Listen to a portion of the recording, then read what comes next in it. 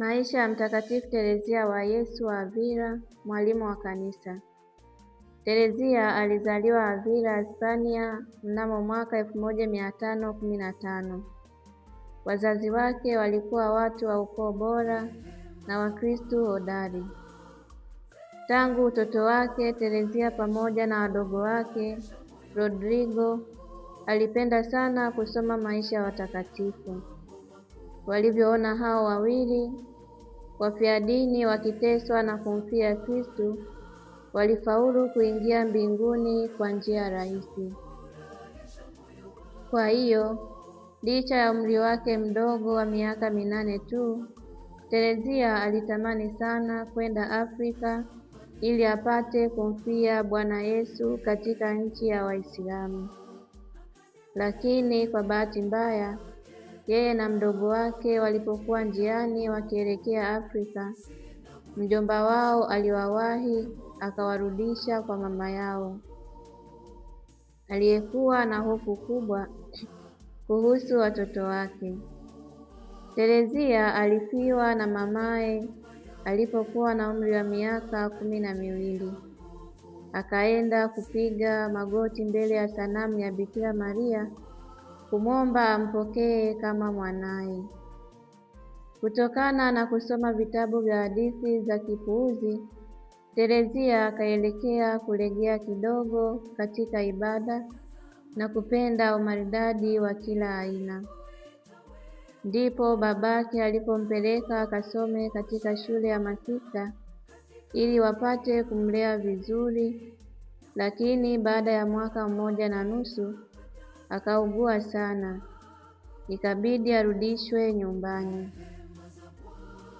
Alipopona na kurudishiwa tena nguvu zake, Teresia akamwambia babaye kwamba alitaka kuwa sista. Baba yake akamjibu akasema, baada ya kifo changu utafanya utakavyo, lakini kwa sasa hapana, sikubali.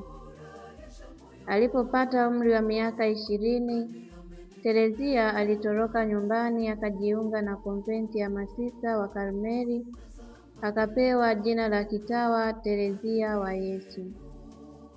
Baba yake alipoipata habari hiyo, basi akakubali tu. Baada ya muda, Teresia akapatwa na homa kali ya malaria iliyoendelea kumsumbua sana kwa muda wa miaka 3.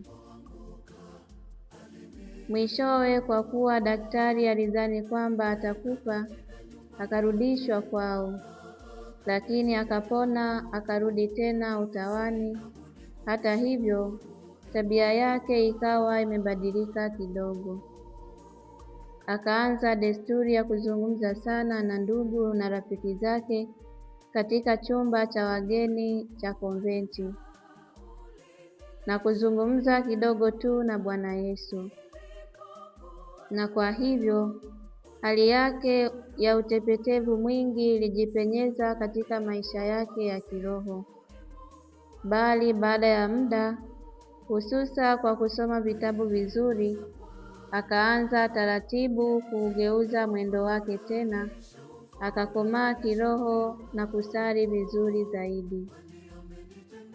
Miaka 25 tangu alipoingia utawa, akiwa amezoea kabisa kusali mara nyingi kwa kulingana na utaratibu uliowekwa, Teresia aliamua kuanzisha jumuiya ya masista wa Karmeli walionuia kuishika kwa uaminifu kabisa ile katiba ngumu ya Karmeli kama ilivyokuwa hapo awali.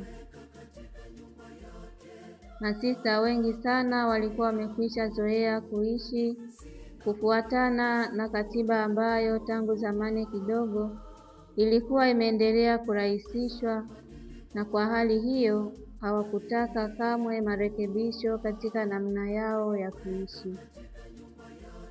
Lakini Bwana Yesu mwenyewe alimtokea Sista Teresia, akampa moyo ili aendelee na jitihada yake. Basi, konventi ya kwanza ya masista wa Karmeli wenye kufuata katiba iliyorekebishwa ikafunguliwa mwaka 1562. Wakati wa miaka 20 iliyofuata, Sista Teresia wa Yesu alikuwa akisafiri sana katika nchi ya Hispania. Akawahi kufungua nyumba 17 za watawa waishio kulingana na katiba rekebisho. Kwanza, katika kila jumuiya ilikuwa na masista 13. Baadaye wakawa sio zaidi ya 21.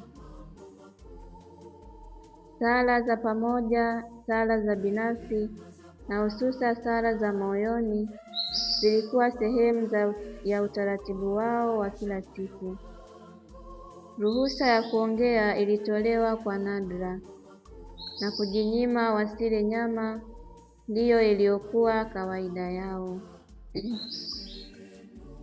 Mama Teresia, kama alivyoanza kuitwa, alikuwa sio mwepesi kuwapokea wasichana waliokuwa wakimomba kujiunga naye. Sharti la kwanza kabisa lilikuwa awe na akili tambuzi, yaani busara nzuri, kuliko kuwa na moyo wa ibada, kwa sababu kama alivyoeleza Mama Teresia, mtu mwenye busara nzuri huweza kuyakiri makosa yake, huwa ni mnyofu na yu tayari kuongozwa. Mtawa asiye na akili, hata anapoonyeshwa makosa yake hayaoni.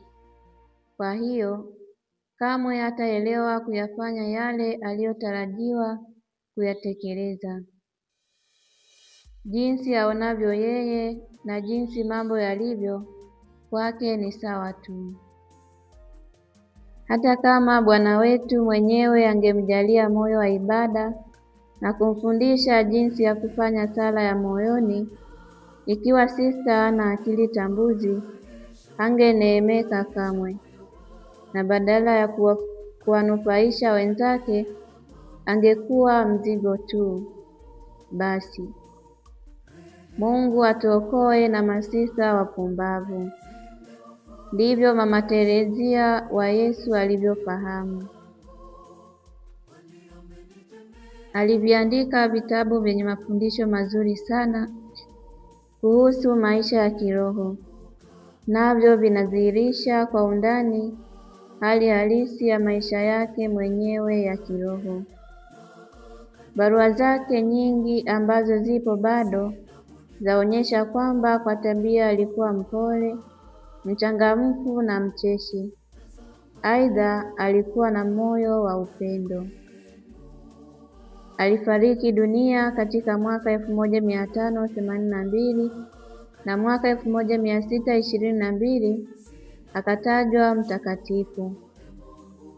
Miaka 350 baadaye, mnamo mwaka 1970, Mtakatifu Teresia wa Yesu wa Avila pamoja na Mtakatifu Katarina wa Siena alipewa heshima ya kuitwa mwalimu wa kanisa. Mpaka sasa ni masista hao wawili tu waliopewa heshima hiyo. Mara nyingi anaitwa Teresia wa Avila, bali Papa Yohane Paulo wa Pili amesisitiza atajwe kwa jina lake rasmi la kitawa, nalo ndilo Teresia wa Yesu. Mtakatifu Teresia wa Avila, utuombee.